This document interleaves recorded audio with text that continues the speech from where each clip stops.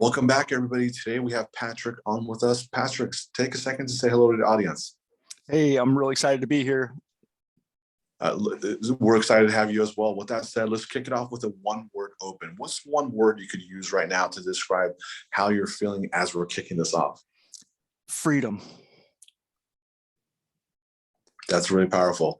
Let's talk about your business. If you could take the next 2 to 4 minutes, talk about your business, how you started it, give us a little insight into your background, and also what you're up to today and what you're looking to do, going forward for 2022. Yeah. So I've been working with solar power for the last couple of decades, and I've always been trying to figure out how to get it to power our lives on a very, specific basis that are related to meeting essentially with GoSun. It's figuring that out. We have products that help people build more resilience and independence in life that address things like cooking and cooling, how to charge, light, and all of this focuses on when you're off grid. So that happens when you're in your backyard, but it also extends to the campsite, the beach, the barbecue, the boat.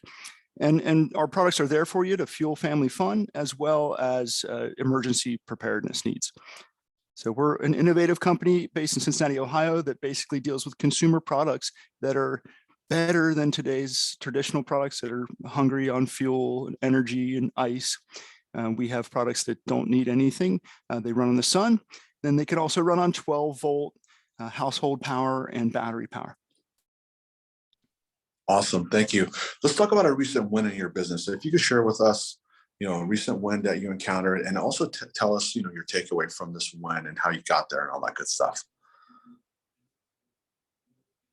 Yeah, we have a huge product development backlog, so we have a ton of different ideas that we want to develop, but we always have to look at those strategically with respect to our limited resources.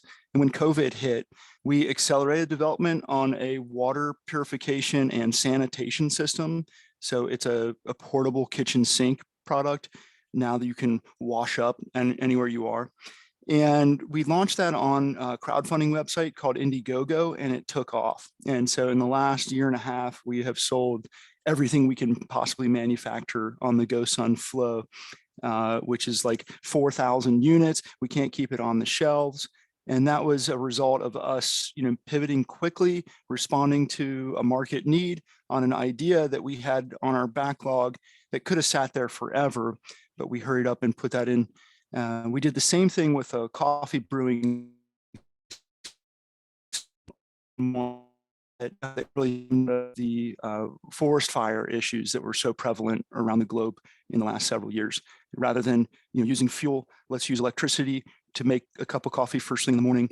And as soon as we launched that, it took off like a hotcake. So I think the point being, for young companies, small companies in particular, you have to be extremely nimble and responsive and being able to hit the market while it's hot.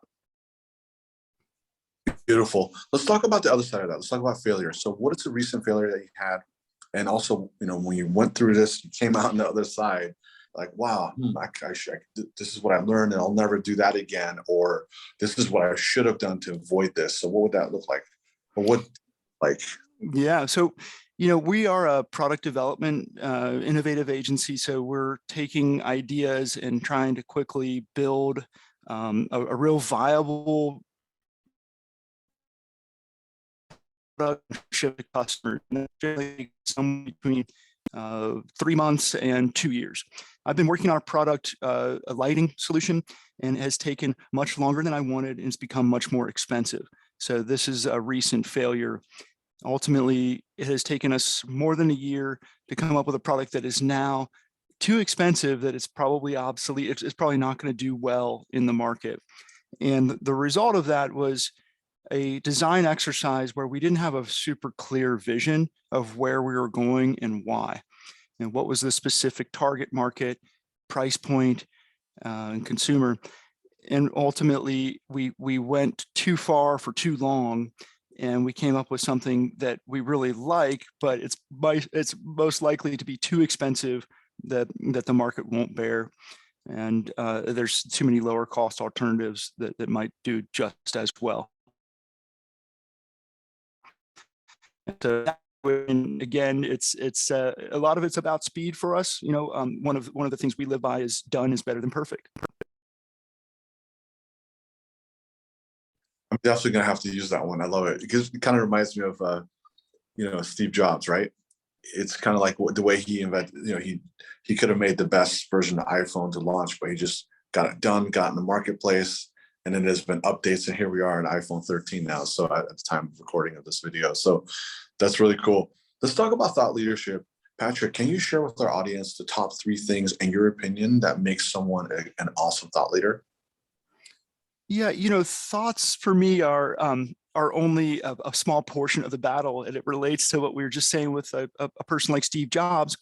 The genius really relates to getting it done, and so I think thought leaders have to be really hands-on, and I try to be involved in our prototyping, in our testing. So really, being hands-on, and with that too, I would say kind of live what you're creating. So, again, thoughts and ideas are only one thing. And in fact, beliefs are quite different than knowledge. And you know something because you've experienced it. So there's a huge difference between those two. And they kind of both relate, but it's important to distinguish, sticking on doing something with your hands, and then once you know and really live something, then you're really going to be the wise thought leader that can carry something forward. And then finally, for me, I still contain a lens that relates to the whole picture. It's for me, it's very much about life on planet Earth, and I want to make sure that the work that I'm doing supports life. I think it's a bit missing element to a lot of the conversations is the conversation around climate change, survival of our species. And with that, if you're really taking care of things as a thought leader, you probably are able to grow some of your own food, able to live, thrive in a more minimal footprint, have sort of elegant frugality incorporated. So it's not about flaunting a bunch of fancy fashion brands. It's about being very realistic, humble, and down to earth. Got it. Thank you. What about company culture? This is the part of the show where I ask leaders like yourself to kind of give us the top 2 or 3 things that, you know, help a company have an awesome culture. So, what would those top 3 things look like for you? Yeah, we don't have a big hierarchy. Uh, we're really from a power structure.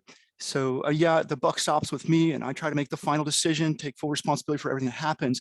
But I want anyone throughout the business at any level to be able to solve our biggest problems, come up with our next great $1 million ideas, and I'm trying to avoid too much of a structure in an organizational chart where he's under her and she's there. And I'd rather make sure everyone is as team oriented and cooperative as possible. And so I try to do that myself, which puts me in a place where I rarely even have a desk.